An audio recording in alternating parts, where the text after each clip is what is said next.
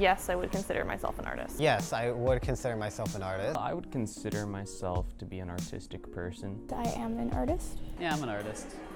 For the past few years, AI-generated artwork has been all the rage. Programs like DALL-E, Stable Diffusion, Midjourney, and ChatGPT have taken the world by storm, allowing users to seemingly create perfectly rendered and completely original works of art in mere seconds based on an inputted prompt. It seems simple enough, but what do we really know about it? What I've heard off of AI and kind of just what I know about AI art is there's a lot of controversies if it's good or if it's bad. What I know about AI art is that people aren't too happy about it. I know that it's stupid, a horrible thing, and I hate it. I know that it's basically just stolen art. What I do know about generative AI is it's getting like a lot of funding right now. It kind of just depends on who you talk to and kind of what the topic of that is. It's one of those things. I also was doing this artist statement with it, and I had written up some stuff, and I thought, what the hell, let's try ChatGPT. And most of what it gave back to me was it lacked incisiveness, but there were a couple of sentences where they flipped around what I'd entered that I thought, that's interesting. I hadn't thought of that.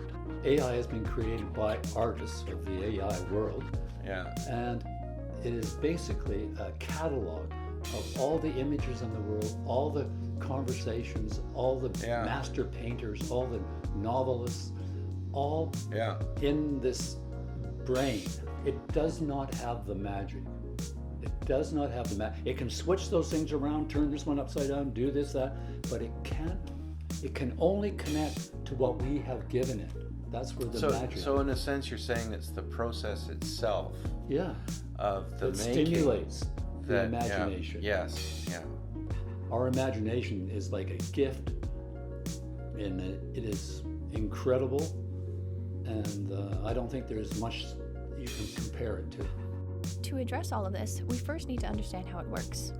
For starters, we need to establish one fact. AI doesn't really create images and text.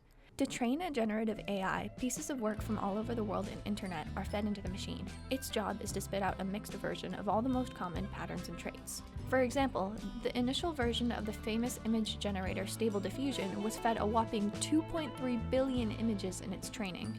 When images are inputted, they often include a small title or caption to point the machine in the right direction. The computer will then break text, images, or audio up into very small pieces called tokens, which are converted into a numerical format. After processing, it spits out the required tokens, which are decoded into more or less what you asked for. It doesn't have the soul or the emotion that is supposed to be put into art, because it's supposed to be a reflection of people. Sometimes though, you can get quite cool results with AI art, and I feel like in a way it's almost like its own style. So I'd say it's like positive and negative at the same time. But who gives these companies the power to harness all of this artwork? Well, aside from all the pieces that have been legally obtained from websites that license free work, the answer is no one. A lot of the work has been scraped from artists' blogs and websites, and artists were quickly able to realize this. By typing in a prompt followed by in the style of their own name, the AI would spit out an extremely believable mimic. The artists knew that their art had to be in the machine because how else was it able to understand what their art looked like? In my mind, generative AI shouldn't be that exciting. The way it works is you just feed a bunch of nonsense into it, like the entire internet's information, and then out of that chaos, it somehow like creates a sense of direction out of it. I do not like AI art. Okay, well, I'm impartial to it at times because I know that sometimes if you're looking for a prompt and you need to create a logo and you need a rough outline of that, using AI to create prompts for you can be useful, can be beneficial. But AI art in general, I don't like it because it doesn't have any meaning and it often steals art from other artists without crediting them properly. Is art human? Okay, I think so. I think art's a very human thing. I believe that art takes a lot of personality from the person who does it, and I don't see robots taking it. Art is something that isn't a photo that could just be generated or something that can be bought. It's something that you make as you. Yes, art is human. How can art not be human? Because it's about a human experience. I suppose it, I mean, what do I know? Being a human, I think it, of course, is very human. I'd say art is not human. Like, humans create art, but in and of itself, art is like its own concept. I feel like sometimes you can just look at something and perhaps, in a way, it's art. I feel like with AI art, it's not come too far. You can still tell when it's AI or not, but in the future, if it gets better as to what they predict, it's going to be hard to tell what is art and what's AI. Creativity is going to slowly go away, and I'm not happy with that. I mean, considering I'm going into something that is art-based, like I'm going into graphic designing, so I feel like if it gets better, it will definitely affect my future quite a bit, and I might have to differ to something else. But I hope it doesn't come to that.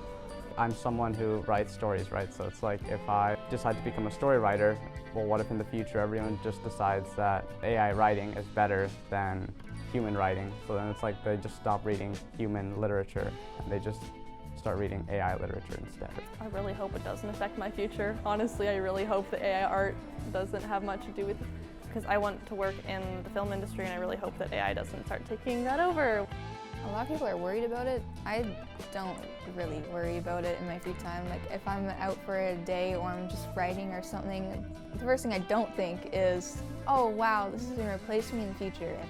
You could put out, like hypothetically with photography, you can put out a photo, but then you could get 100, like either comments or just saying from critics saying, oh, this is fake, this is AI, when you know yourself it's been taken yourself.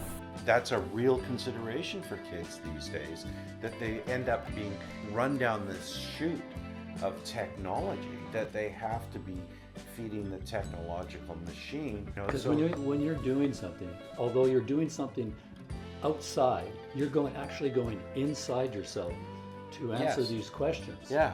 And that connection is so important. It sure is. I wouldn't be afraid of it. I'd embrace the technologies, but at the same time really question the effect those technologies are having on you in your art, and to try to sort of keep a balance in yourself in relation to the technology and in relation to what you're wanting to express from your core, from your deep sense. I would say too, play is essential. Yeah.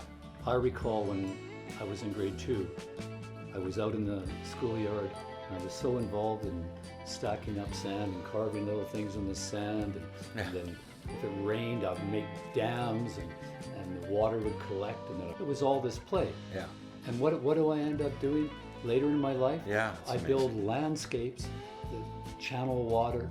Yeah. I was the leader of the Great Sandinis. We built sand sculptures on the coast of BC, across North America. We were world champions at one time. Is that right? Years ago. So you have to follow your pursuits, and you have to keep on playing. Yeah. Follow your bliss. Yeah, follow your bliss. With a wary eye out. For AI. Wary eye for AI. Yeah, there you are.